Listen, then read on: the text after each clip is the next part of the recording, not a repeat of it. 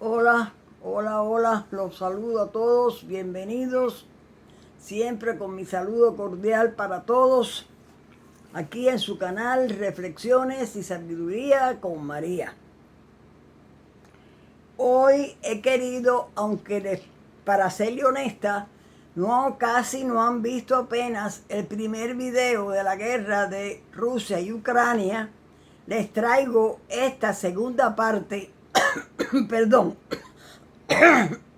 perdón, porque yo creo que mucha gente no está lo suficientemente consciente del peligro que está corriendo la humanidad con esta guerra. Es un peligro enorme, un peligro de guerra mundial, de desaparición de países. Incluso el otro día Putin estaba enseñándole a unos militares un mapa de cómo desaparecería a la Florida. O sea, esto es una cosa muy seria. Pero por eso yo, independientemente de que lo vean muchos o pocos, yo vuelvo de nuevo a la carga, porque esto es algo que hay que alertar a la gente para que estén, valga la redundancia, bien alerta con relación a lo que está ocurriendo en esta guerra. Esta guerra que no tiene la más mínima justificación, como dijimos en la anterior, y es una guerra de expansión de Putin para poder volver a lograr tener de nuevo la antigua república socialistas soviéticas. En la mañana del 24 de febrero, como todos sabemos, el presidente de Rusia, Vladimir Putin, ordenó a sus tropas bombardear e invadir a su país vecino de Ucrania. Es la primera gran agresión de este tipo en Europa desde el final de la Segunda Guerra Mundial. Rusia se convirtió en el primer estado socialista del mundo. Estaba dirigida por los bolcheviques antiliberales y antidemocráticos que controlaban la sociedad con una dictadura marcada por la violencia y la imposición. Suprimieron las libertades ciudadanas y los derechos civiles. Cuando la Rusia bolchevique se consolidó, comenzó a atacar a los países que la rodeaban y en unos pocos años recuperó muchos de los territorios que había perdido y los incorporó a la Unión de Repúblicas Socialistas Soviéticas, la conocida URSS. Uno de estos territorios fue Ucrania, un territorio muy grande del que una parte quedó en manos de Polonia. Ya sabemos que en la Edad Media había existido un primer estado ucraniano, la llamada Rus de Kiev, de ahí está su origen, que también se considera el origen y el inicio de Rusia. Cuando en el siglo XVIII Rusia se convirtió en un imperio, casi toda Ucrania quedó en sus manos. La cultura y el idioma ucranianos fueron perseguidos durante muchos años. A la lengua ucraniana se le consideró como un dialecto y qué hablar de su cultura, mejor ni hablar. Las élites culturales ucranianas lucharon por una autonomía en el imperio y cuando éste se hundió tras la revolución, intentaron crear un estado independiente. La reconquista del país por los comunistas bolcheviques tuvo primero una cara amable y se ayudó al florecimiento de la cultura y la lengua ucranianas. Pero luego la política se convirtió en dictatorial y condujeron durante el gobierno de Stalin a la gran hambruna llamada Holodomor, en la que perecieron millones de ucranianos. Durante la Segunda Guerra Mundial, los nazis invadieron a la Unión Soviética y provocaron también una enorme destrucción en Ucrania. Con el tiempo, Ucrania, dentro de la Unión de Repúblicas Socialistas Soviéticas, se recuperó y llegó a ser uno de los territorios más importantes de la Unión. Tenía una gran industria y era considerada como el granero del país. Cuando en 1991 quedó definitivamente disuelta la Unión de Repúblicas Socialistas Soviéticas, los países que la componían se hicieron independientes. Ucrania también, entre ellos, como es lógico. Pero el camino para la paz de Ucrania y la prosperidad estaban aún muy lejos. Ucrania era un país muy grande, donde casi la mitad de la población hablaba ruso y se sentía vinculada a Rusia. Había mucha indecisión. No se sabía si Ucrania se inclinaría a la Unión Europea y occidentalizarse o estabilizarse bajo la influencia de Rusia. Muchos ucranianos pensaban que era posible tener ambas cosas. Aprovechando una crisis política en Ucrania, en el 2014, con manifestaciones y violencia callejera, Vladimir Putin se aprovechó para robarse a Crimea e incorporarla a Rusia. También propició levantamientos en 2 provincias fronterizas ucranianas que destruyeron esa parte del país, convirtiéndola en una zona de guerra por muchos años. Todavía lo es. Durante años, la tensión entre los dos países fue creciendo y con el tiempo Rusia incrementó la presión y llevó sus ejércitos a la frontera con Ucrania, hasta que el pasado 24 de febrero se decidió a lanzar sus tropas desde diversos puntos de la frontera, bombardeando ciudades, hospitales, aeropuertos y vías de comunicación. ¿Por qué Vladimir Putin nunca ha aceptado el camino de independencia y soberanía de Ucrania? Para muchos rusos, Ucrania sigue estando muy ligada a ellos. No aceptan que los ucranianos puedan dirigir sus propios destinos y decidir lo que quieran. Vladimir Putin y parte de los políticos rusos están acostumbrados a la idea de que Rusia sea un imperio.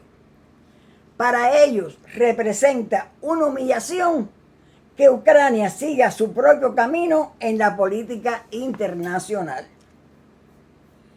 Al mirar el 24 de febrero del 2022 en el futuro, los historiadores podrán decir que allí no solo comenzó la invasión del territorio ucraniano por tropas rusas, sino que también se inició la Tercera Guerra Mundial, afirmó el famoso politólogo Paul Post. Para él, armar o financiar a uno de los bandos de un conflicto es también participar activamente en él. Por eso, tanto Estados Unidos como la Organización del Tratado del Atlántico Norte, la OTAN, que en las últimas semanas han estado enviando miles de millones de dólares en ayuda a los ucranianos y aplicaron las mayores sanciones económicas nunca vistas en la historia a la Rusia de Vladimir Putin, podrían considerarse participantes en la guerra actual. Y ahí es donde está el peligro. Así, según esta interpretación, en la práctica, las mayores potencias económicas y bélicas mundiales, o sea, Rusia, Estados Unidos y Europa Occidental, ya estarían en confrontación directa y estaríamos viviendo el inicio de la Tercera Guerra Mundial.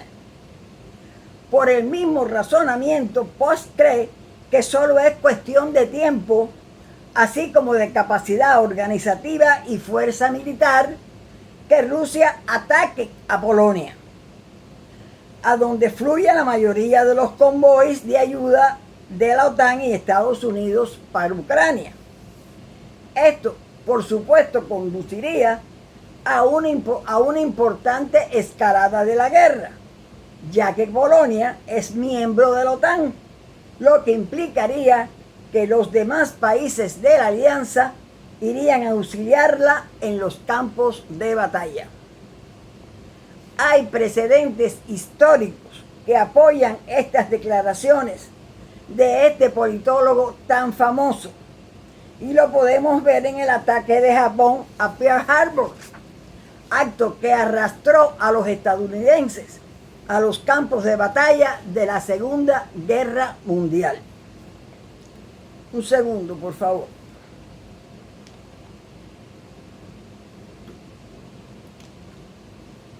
Gracias. Muchos discrepan de la opinión de Post, el politólogo, pero él responde que todo depende de cómo se defina una guerra. La clave para definir si algo es una guerra mundial es pensar en la medida, la clave es pensar en la medida en que los diferentes países están participando en el conflicto. Algo que muchos argumentan que no sucede desde la Segunda Guerra Mundial.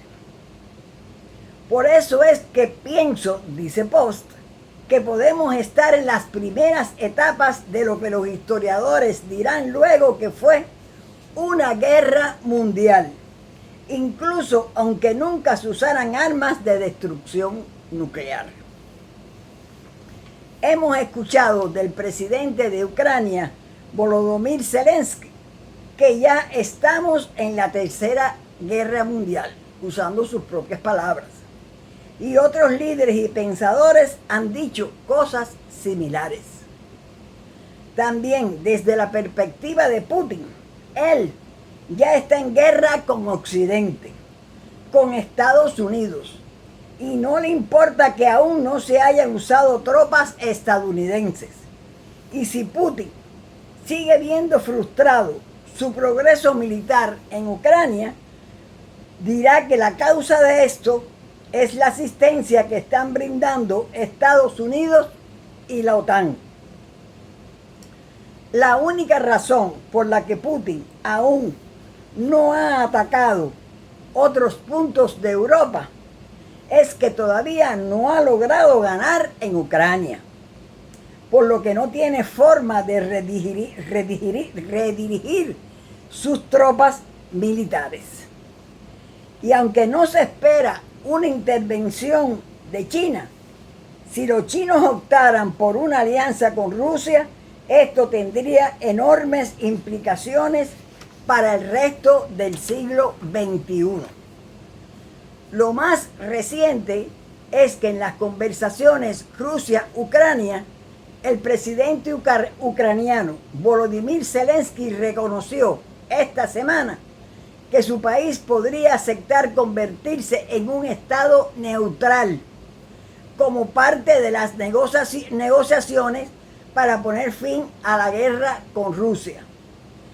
Su comentario se considera de cara a un posible alto al fuego, ya que encajaría con una de las principales exigencias del presidente ruso Vladimir Putin.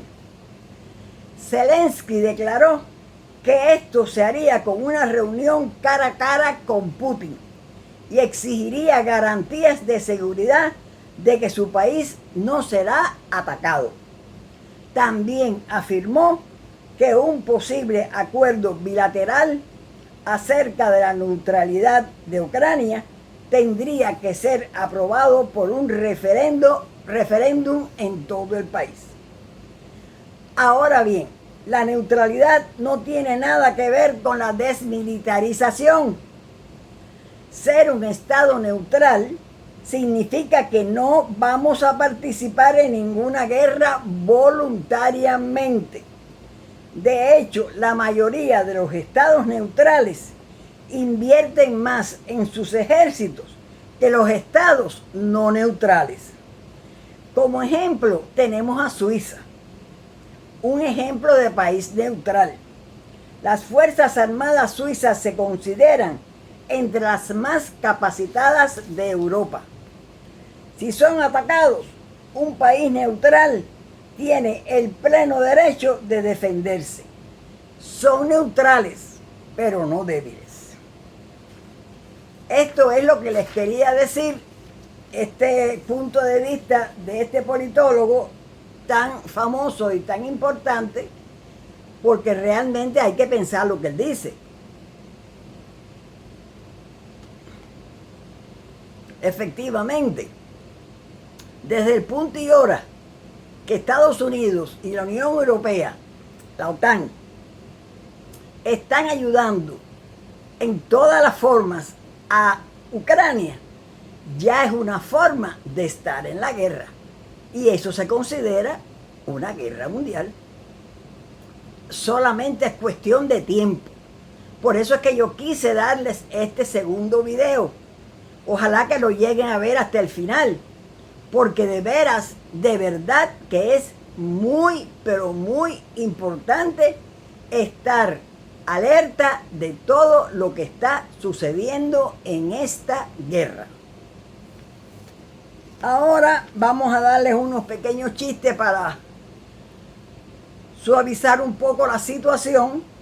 Y tenemos que un hombre va a consultar con un adivino y toca a la puerta de su casa. Toc, toc, toc, toc. ¿Quién es? Pues vaya adivino de basura este. Tiene que preguntar quién es. ¿Qué va a adivinar? ¿Cuál es el color, el colmo de un ciego? Enamorarse a primera vista. Doctor, el paciente se nos muere. Necesitamos reanimarlo. Alabío, alabao, alabim, bom, bao. El paciente. Ra, ra, ra.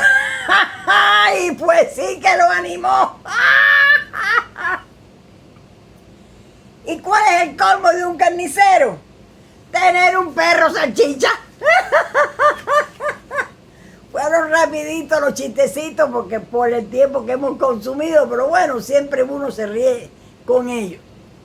Espero que ojalá que vean muchos el video y vernos pronto de nuevo con otra información que les guste y que a su vez les sea muy útil. Muchas bendiciones.